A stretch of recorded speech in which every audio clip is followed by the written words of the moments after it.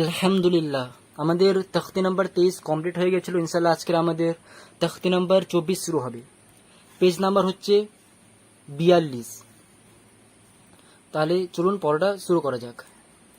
আউযু বিল্লাহি মিনাশ শাইতানির রাজিম, বিসমিল্লাহির রহমানির রহিম।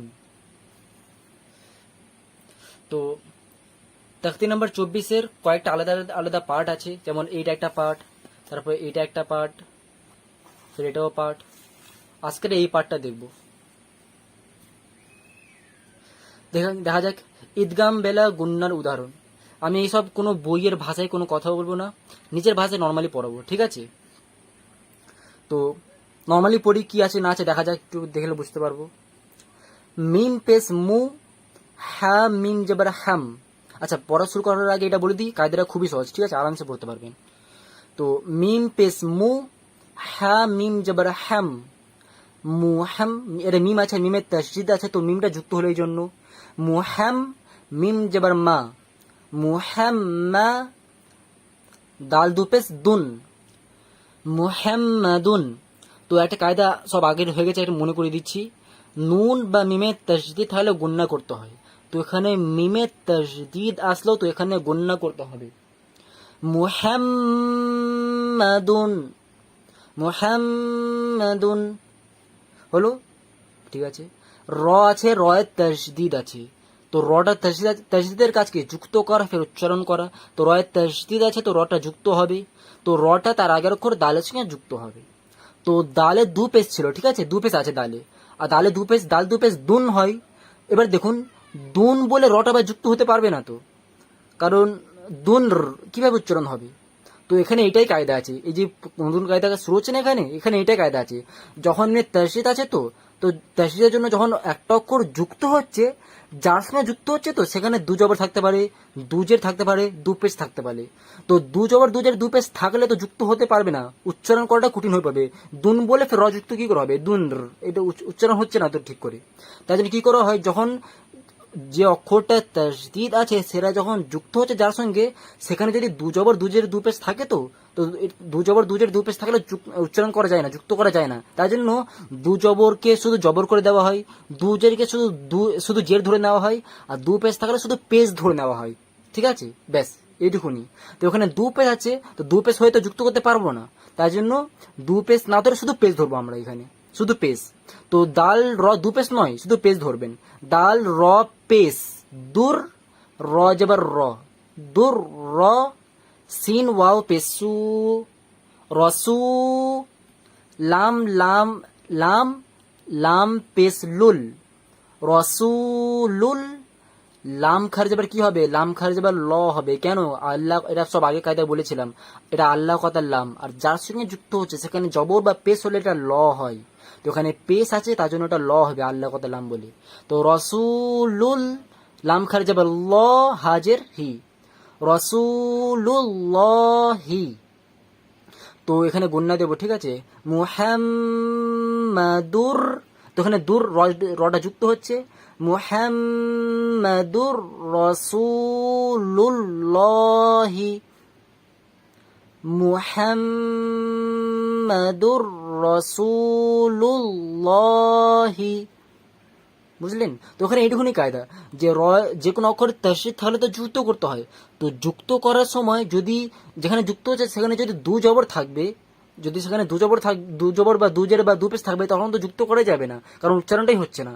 তখন কি করা হয়, দু জবর বা দু জের বা দু পেশ থাকলে তো তাকে একটা করে দেওয়া হয়, অর্থাৎ দু জবর থাকলে শুধু জবর করে দেওয়া হবে, দু জের থাকলে শুধু জের করে দেওয়া হবে, দু পেশ থাকলে শুধু পেশ ভেবে নেওয়া হবে, ঠিক আছে? তো দাল র দু পেশ নয়, দাল র পেশ বলবো শুধু। মুহাম্মাদুর রাসূলুল্লাহি।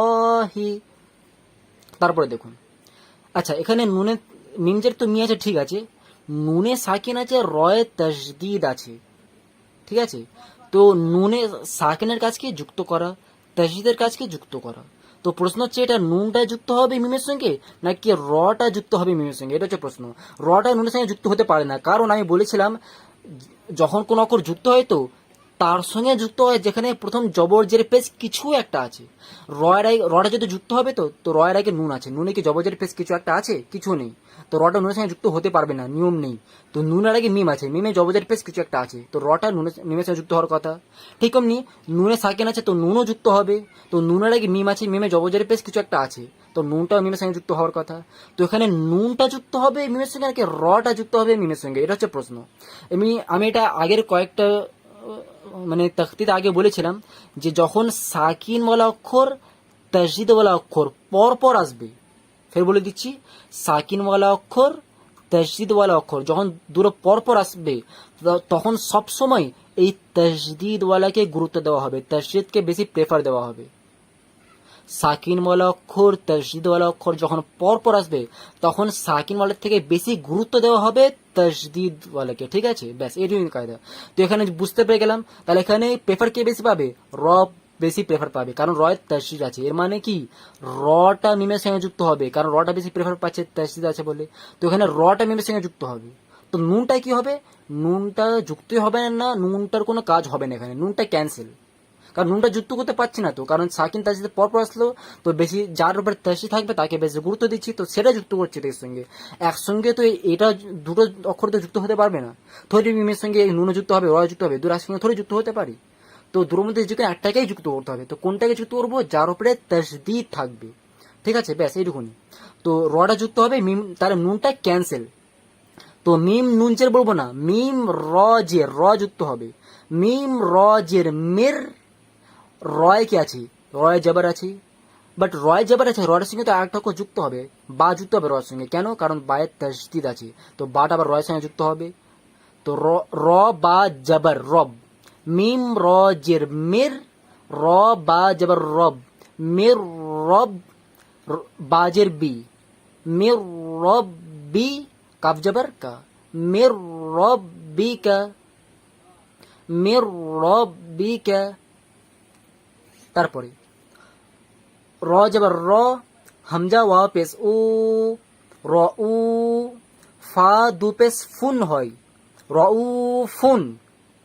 বাট এখানে দেখুন র তাসদিদ আছে, তো রটা যুক্ত হবে, তো রটা তার আগের অক্ষর ফার সঙ্গে যুক্ত হবে, তো ফা র দু পেশ বলা যাবে না, কারণ দু পেশ থাকলে তো উচ্চারণ করা যাবে না, তো ফা র দু পেশ নয়, শুধু ফা র পেশ করে দেবেন। দু পেশ থাকলে শুধু পেশ হয়ে যাবে, দু জের থাকলে শুধু জের হয়ে যাবে, দু জবর থাকলে শুধু জবর হয়ে যাবে, তো দু পেশ আছে তো শুধু পেশ হয়ে যাবে।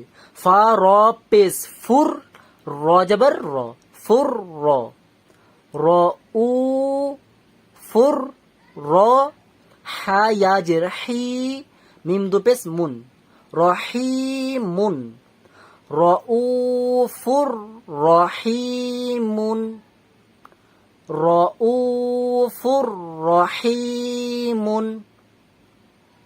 এমনি সোজা কায়দা আছে, ঠিক আছে?